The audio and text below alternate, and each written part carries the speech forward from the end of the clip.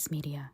We ended the last episode with what investigators are possibly thinking is a staged crime scene. Things aren't adding up, and they're left with more questions than answers. Bottom line, though, a 5-year-old girl is missing and time is of the essence, as it's already been 24 hours. On February 11th, 150 officers from 20 agencies were searching for HaLeigh. And investigators brought Misty back in for another interview, this time with a video walkthrough. She told a different story. Now, she said she hadn't put HaLeigh in the king-size bed. She'd put her on a small mattress on the floor. The beds were just a few feet apart.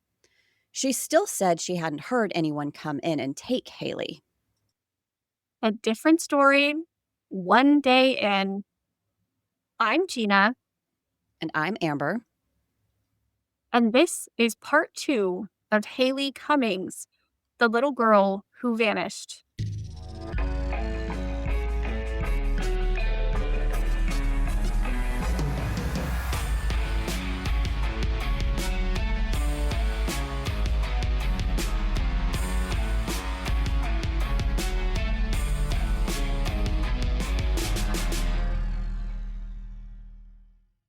By February 12th, investigators had interviewed more than 40 registered sex offenders living within 5 miles of the Cummings home.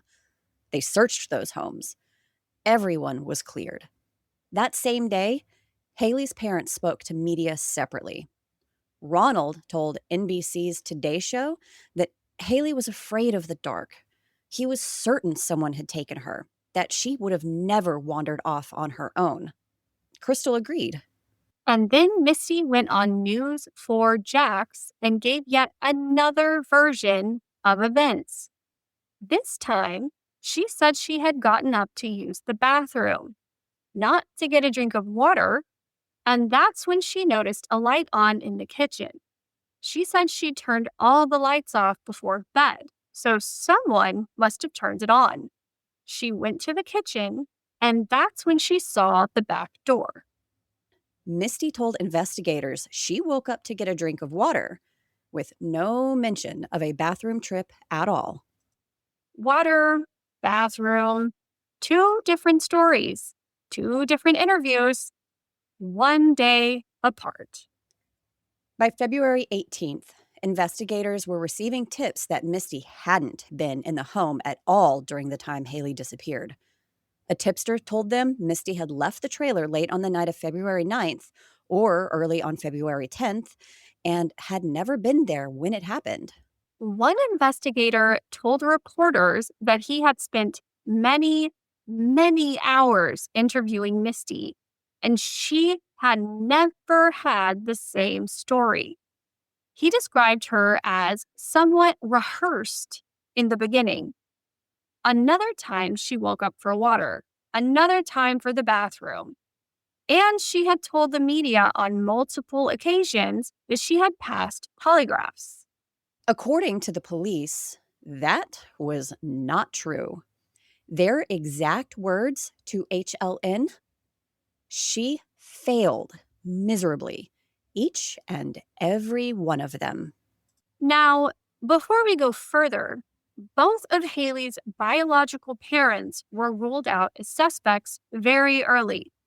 Crystal was confirmed to be in Baker County the night HaLeigh disappeared. Ronald had to physically punch in and out at work. He was accounted for. Neither of them did this. On February 20th, Misty went on the Today Show and denied the tipster's claim that she hadn't been home. She maintained she was there. Meanwhile, by February 22nd, investigators had received 1,600 tips, and ground searches continued whenever a solid lead came in. Unfortunately, during March, coverage of HaLeigh's disappearance slowed down. The family held a press conference with the authorities on March 10th, a month after HaLeigh's disappearance. During the press conference, investigators thanked HaLeigh's family and the residents for their cooperation and asked for ongoing patience. Ronald said, quote, "Please, if you have my daughter, bring her home. Please," end quote.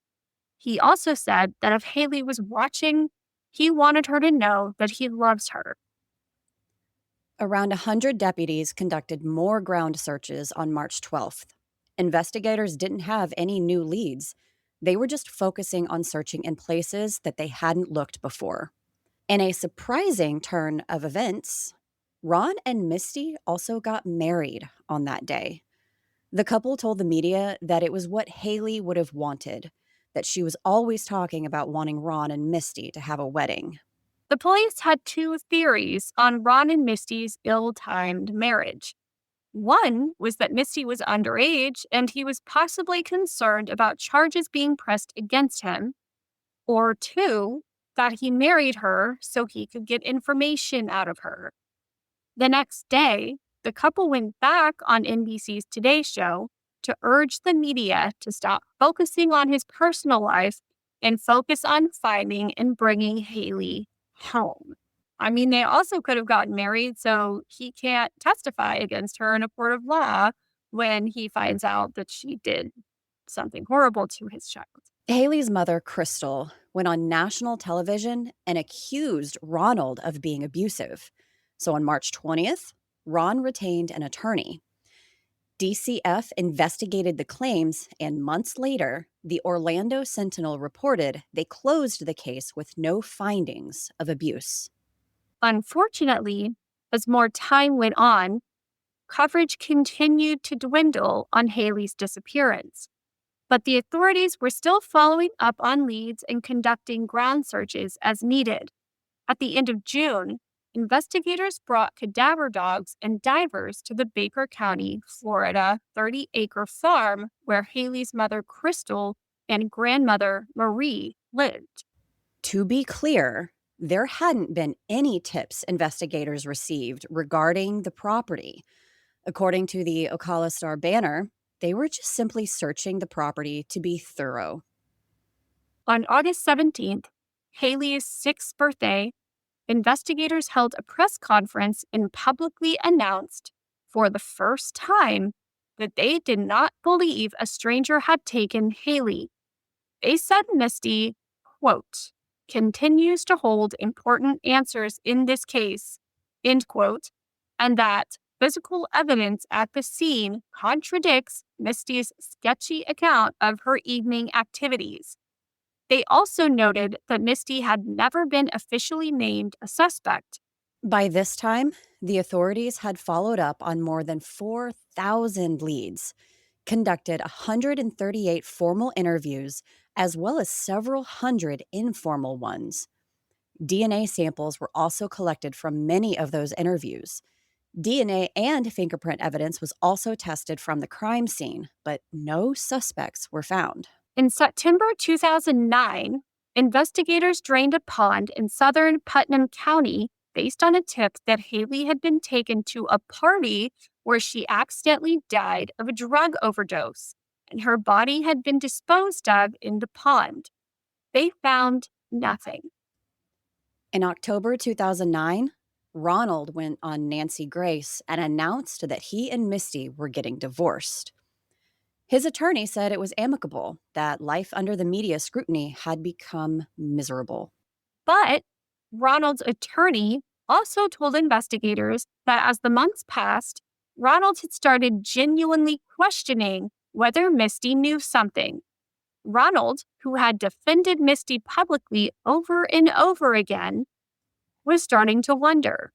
Misty went on CBS's The Early Show and maintained her innocence, and then turned around and suggested that Crystal's family might be involved.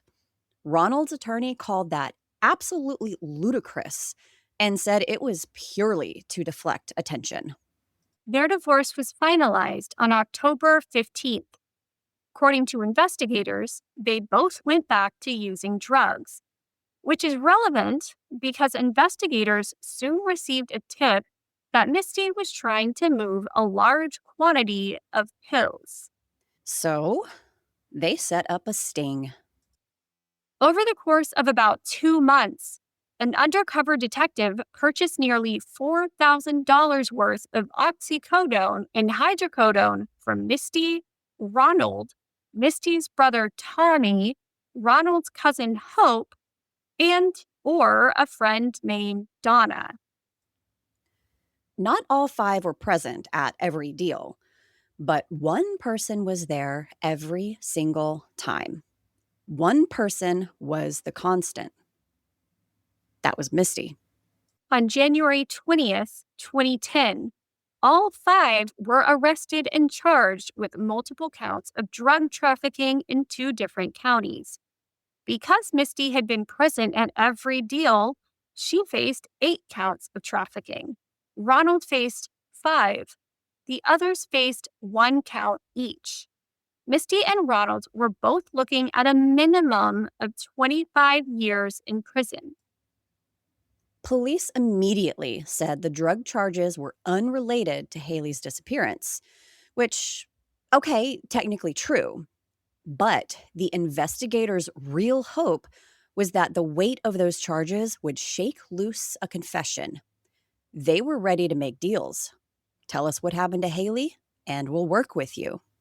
It didn't work. Not right away. In April 2010, Misty and her brother Tommy began talking to investigators, hoping to negotiate on the drug charges. And what they told investigators, through their attorneys, was nothing short of chilling. According to Misty and Tommy, on the night HaLeigh disappeared, Tommy and his cousin Joe came to the Cummings house around midnight. They were looking for a World War II era machine gun to hunt deer. I know. When it wasn't there, they took HaLeigh, who was screaming, and put her in a black bag. Tommy and Joe then drove with HaLeigh, who had gone limp and quiet, to a boat ramp on the St. Johns River north of Willaca. They attached a concrete block with a rope to HaLeigh, put her in the water, and left. Tommy also said he never told Misty that part, and Misty told a version that matched. She said she had hidden under the covers with HaLeigh's brother while the attack happened. She remembered hearing a van door slide open and close, a black bag placed over HaLeigh, and then she didn't know what happened next. Investigators interviewed Joe with his attorney present. It's unclear exactly what he said, but by most accounts, he maintained his innocence. Then investigators spent 3 days searching 5 miles of the St. Johns River. They found a concrete block with a rope attached. They sent it to the lab, but it was not from the time frame of HaLeigh's disappearance. Investigators said, quote, "Over the past few weeks, information has been obtained by investigators that lead them to believe that HaLeigh Cummings is most likely deceased." End quote.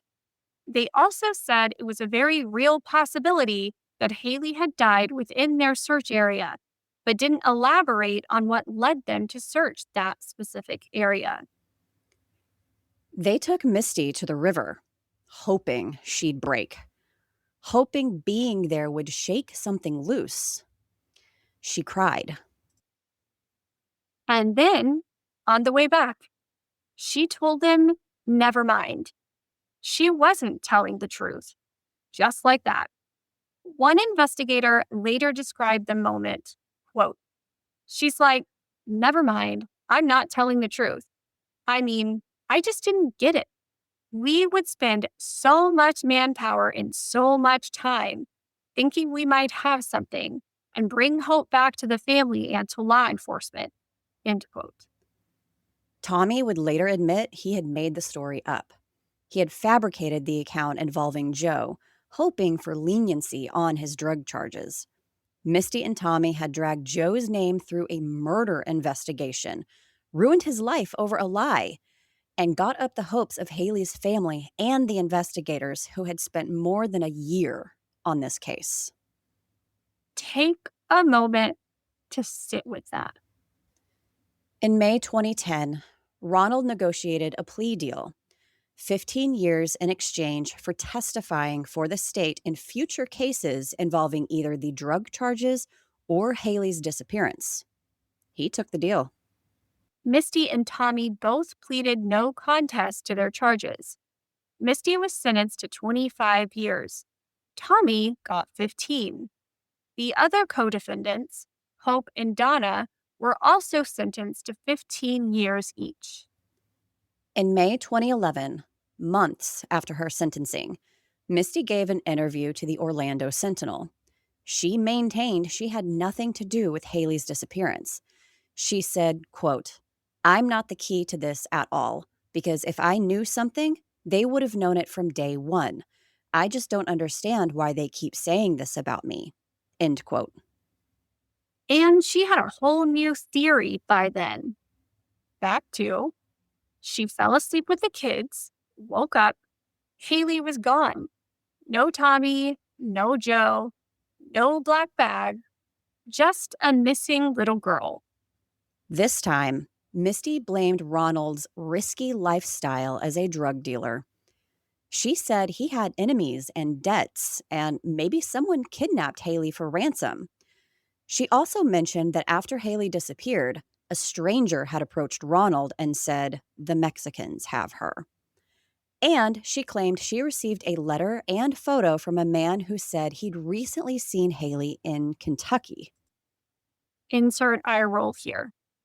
Investigators, when the Orlando Sentinel reached out, said they still strongly believed Misty had the information that could explain how and when HaLeigh went missing. Coverage of the case faded after that. In February 2013, investigators released an age progression photo of what HaLeigh might look like at 8 years old. In January 2016, the National Center for Missing and Exploited Children released another image showing what she might look like at 12.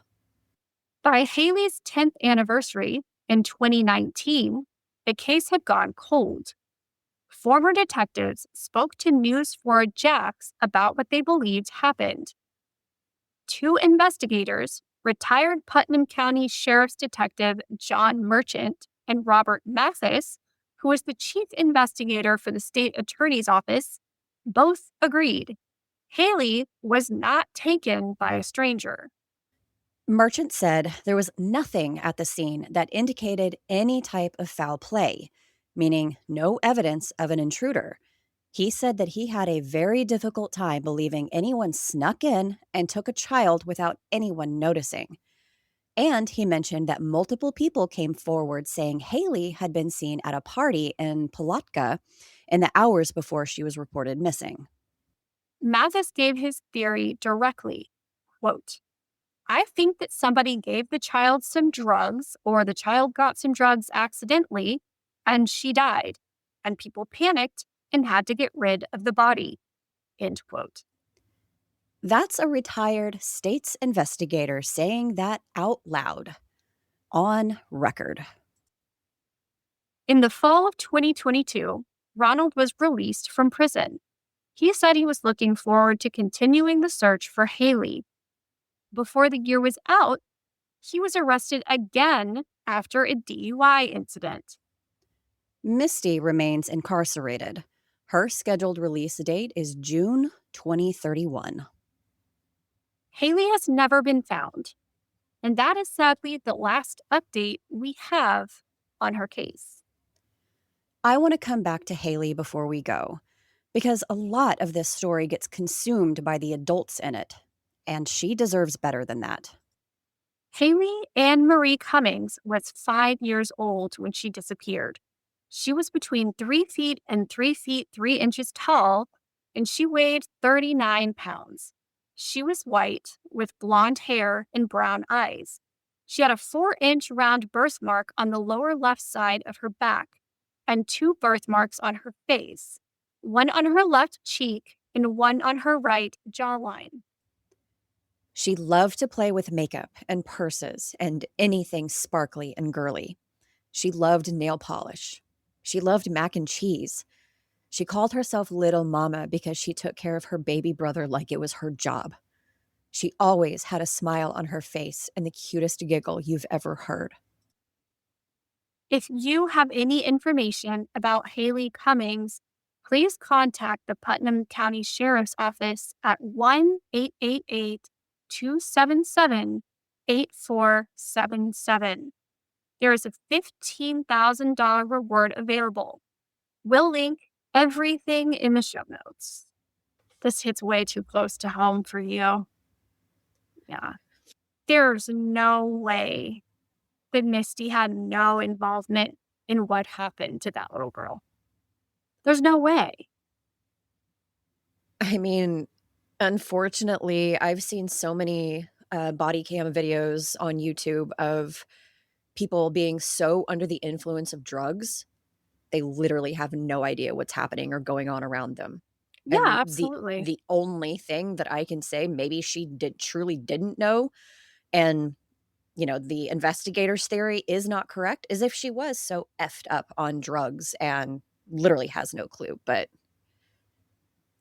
none of the hard facts or evidence truly support that. It's interesting to me that multiple people have come forward saying that they saw HaLeigh at that party that night. Which is why that investigator says, thanks, she got a hold of drugs, something happened to her, and they Hmm. disposed of her. And Misty then went home, staged it to look like somebody left the back door open, took a shower to clean herself up because she was at a party, and helped them do something with her, and then acted panicked when Ronald got home, and that's when they called the cops. Why else would she have taken a shower? You wake up and you find out that your 5-year-old little girl is missing. Why would you take a shower? Just how Ronald reacted in the 911 call, like, Mhm. you better find, like, I would have been frantic. I would have woken up that entire effing neighborhood screaming and yelling and trying to find my child. You can tell just from his reaction that he didn't have anything to do with it or know anything about it. I'm really surprised that he married her. It didn't last long, but It really felt like maybe it was a trauma bond kind of thing. that, exactly. And, at first, he truly didn't believe she had anything to do with it. Like, he believed Yeah. her hook, line, and sinker that somebody came in and snatched her. Somebody that you truly do have feelings for and that you love, you wanna believe the best about them, and Mhm. it's your brain's way of trying to protect yourself from, like, "No, this couldn't actually be what happened. This can't be true. This is not the person that I love." I think he also gave way too much credit to a 17-year-old girl who does not have a fully developed brain and was on drugs. That was also screwing with her ability to think clearly. But you But don't wanna believe those things about people. no, and, like, there had been a track record of everything being fine being in her care. So why would you think something like that would happen? And he's also under the influence, so he's also not thinking clearly about the repercussions or what could happen. It's it's just It's just sad. it's a sad story all around. If you enjoy the show, please take 2 minutes to leave us a 5-star rating and write us a review wherever you're listening. It helps other people find us, and it genuinely makes our day. Follow us on Instagram and TikTok at Weird True Crime to see images related to this episode. We also post memes and reels. It's a good time over there. Before we go, we have to give a huge shout out, as always, to the wonderful Haley Gray for her amazing research into Haley's disappearance. Until next time, stay safe. And make good choices. Bye. Bye.